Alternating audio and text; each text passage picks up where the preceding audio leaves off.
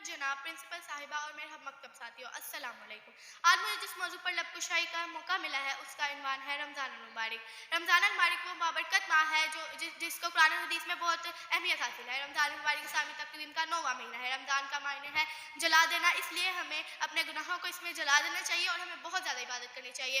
इस माह में अल्लाह ताला ने इरशाद फरमाया कि जन्नत के दरवाजे खोल दिए जाते हैं और शैतान को कैद कर लिया जाता है। इस माह में हमें भरपूर इबादत करनी चाहिए।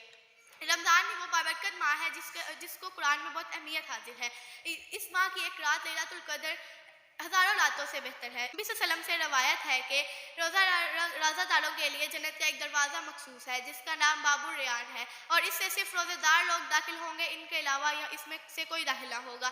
कहा जाएगा रोज़ेदार लोग कहाँ हैं, और वो उठ खड़े होंगे और इस दरवाजे से दाखिल होंगे और इसके बाद दरवाज़ा बंद कर दिया जाएगा। इसलिए हमें चाहिए कि हम रमज़ान के रोज़ों में भरपूर इबादत करें।